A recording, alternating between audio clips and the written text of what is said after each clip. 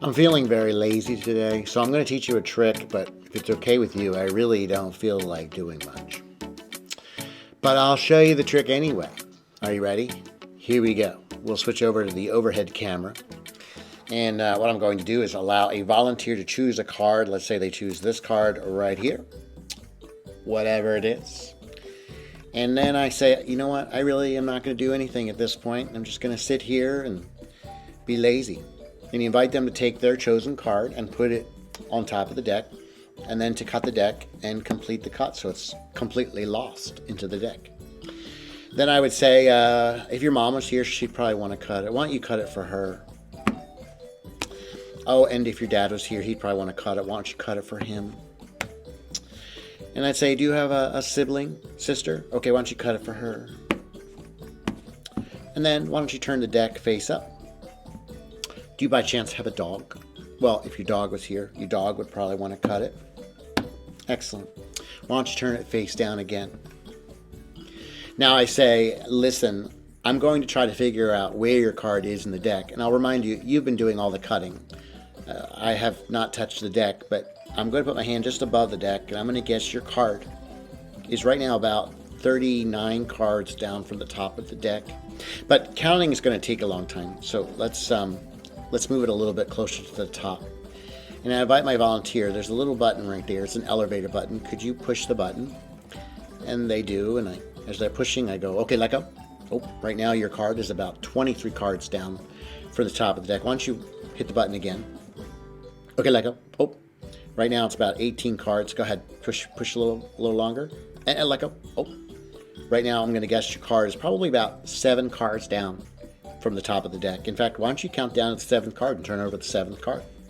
So they go 1, 2, 3, 4, 5, 6, and my friends, there is number 7. Their card every time. Pretty cool, right?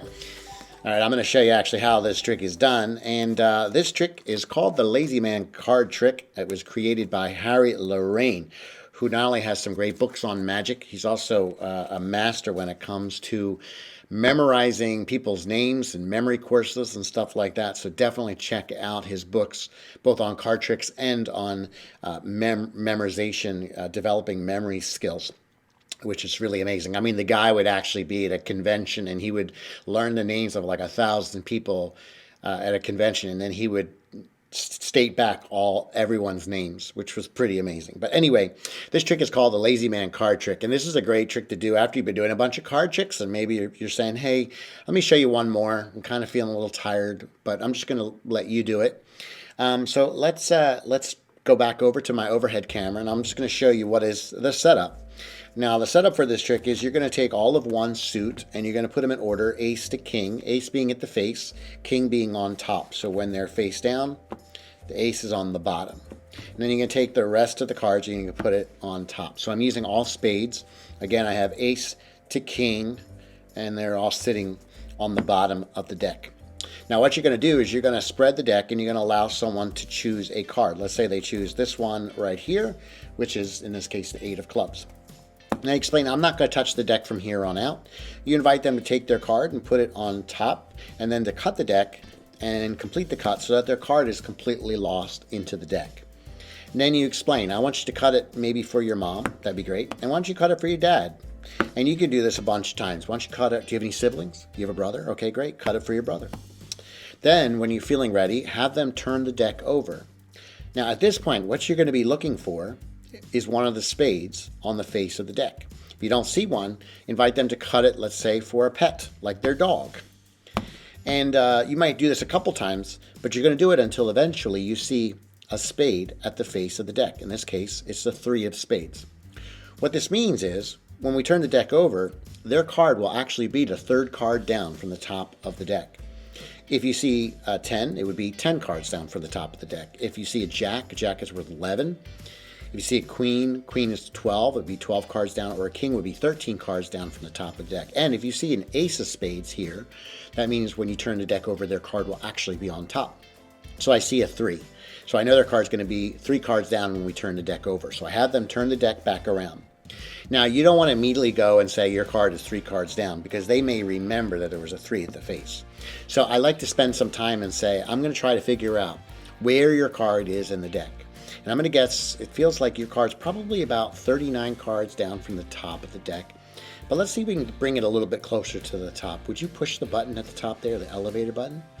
And then they let go, and I go, oh, I'm going to guess right now your card's about 19 cards down from the top. Let's get a little closer. Go ahead. Oh, looks like it's about 9 cards down from the top. Let's push it again and let go. Oh, okay. Now I'm going to guess your card is probably 3 cards down from the top. In fact, why don't you count to the 3rd card and turn over the 3rd card? So they go 1, 2, and when they turn over the next card, to their amazement, it will be their chosen card every single time. How amazing is that? Now, one little bit of advice I want to give you is this. At the end of this trick, it's a really good idea to shuffle the cards so that they don't see, of course, all those spades in order. There'll be some that will be in order, and that might give away the trick. So when the trick is done, give it a nice little shuffle, and then that way you will destroy the evidence. The other thing I want to say is that sometimes you'll have a card chosen, and your goal is to have the card chosen from the top, let's say half or 2/3 of the deck. You don't want to go all the way close to the bottom and have one of those spades chosen. But let's say for some reason someone insists on taking one of those bottom cards, one of those spades. Here's what I would do. If they choose whichever one of those spades, all I would do is I would dribble the cards and get close to the top, have them say stop. Let's say they say stop right here, have them put the card into the deck, and then you're going to do a different trick. All you're going to do is you're going to go through the deck and you're going to pull out the one spade that's apart from all the other spades and say, what was your card? Let them tell you, and then show that you got it right. So if that happens, all you're going to do is you're just going to go into a different trick, and that's sort of an out, if you will. So anyway, that is the Lazy Man's Card Trick by Harry Lorayne, a fantastic trick. If you enjoyed this trick, do hit like. Don't forget to subscribe to my channel, and seriously, make sure you check out his books on memory. They are really amazing as well. But speaking of that, I need to go find my car keys. I'm not sure where I put them, actually.